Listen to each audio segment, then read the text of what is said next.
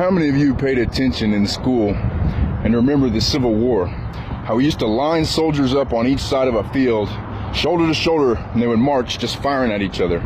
You know, not holding a shield in front of them, nothing for cover, just marching flat out. Whoever was left on the battlefield won. Now, wouldn't you say that's an ignorant way to fight anything? I mean, I remember playing as a kid with my brothers when we threw walnuts and stuff at each other. Even we had the sense to hide behind a tree. So that's the example of something the government has done, right? Because the government enforced things like that. Your government is evil and has always been. I don't care where you're at, okay? Your government, evil, has always been, all right? So now I'm watching these wars, or rumors of wars, like in Ukraine. They're talking about gathering up all these soldiers.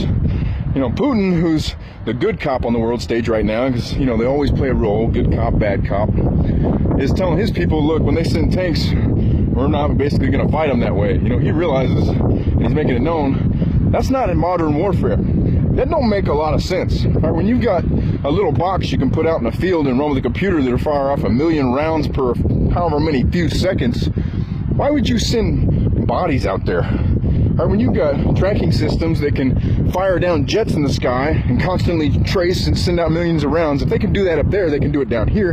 Why would you send some 18-year-old kid who is just learning how to use a firearm? I don't care if he's trained from his youth like they do in China or even Ukraine for that matter.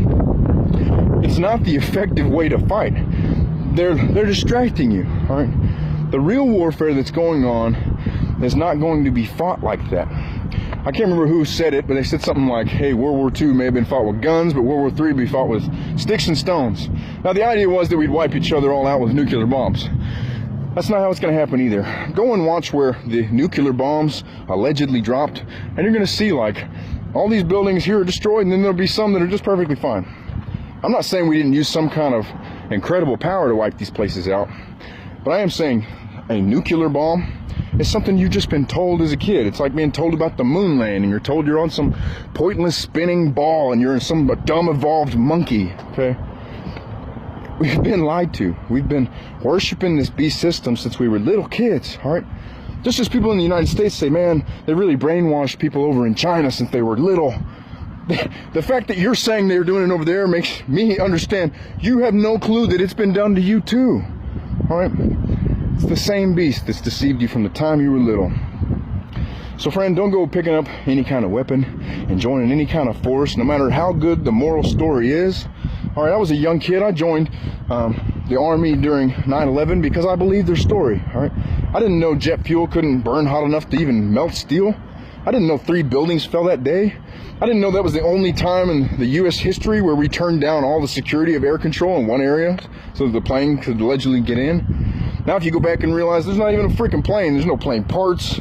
Or you watch the plane, the fake one, go from one side of the building all the way out the other side, the nose of it coming out. How did the nose make it all the way through the building completely intact with all these steel rods going up? You start learning the bullshit, okay? You got to get hip to the fact that this is real warfare. It's been fought against you for a while, but the game has been upped, all right? They want to eliminate you, and they've done it to many of us. Now, I want to inspire all of you to get serious, okay? Here's some sad news. That vaccine is a biological weapon, okay?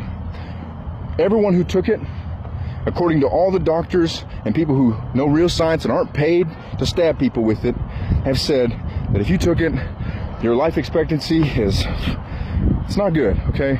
I anticipate all of them to die.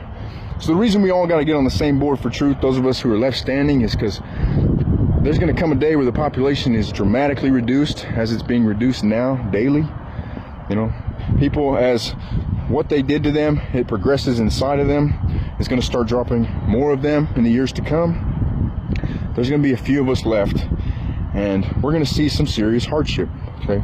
It's going to get worse. All right, they're already enforcing things that you ought to take seriously around the world. For example, Israel is trying to pass a bill right now, and I think it'll get passed, where if you preach or speak the name of Christ, they want to throw you in jail for a year, okay? It's serious. Now consider, who is Israel's ally and has always been their ally? The United States. So the fact that our government has said and done nothing about this lets you know that they're in agreement with it, all right? To not go against something is to be in agreement with it, right? For example, if I watch someone murder someone right in front of me and I'm in the same room, I can't remember what the word is, but it means I'm a part of that crime, okay? Because I'm aware and I did nothing to stop it. Now, using that same example, most of you are coming to the truth and being aware of the government and what they're doing. Friend, if you see it and you're not trying to help people see it, you're not trying to deliver people, if you're not telling them this force is coming against them, then their blood is on your hands. And that's scriptural. God speaks of setting up watchmen. And he says, hey, if you see the enemy coming and you warn the people and they don't listen to you, their blood's on their hands. He said, but if you don't warn them and they die, that blood's on your hands. If you know the truth, you're a watchman of God, okay? Because Christ said, I'm the way, the truth, and the life. You're on the right side. Now, maybe you don't know him intimately yet, all right? But you're on the right path. All right, I have hope for you. Now, it's a lot of doom and gloom, you know.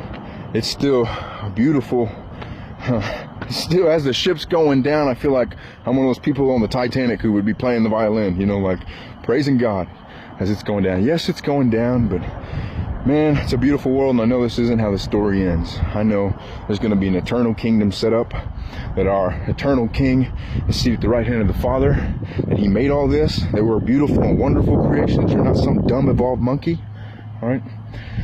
You can look up at this thing and know that God is in control, you know. He's running the show. Anyhow, I hope you all have a good night.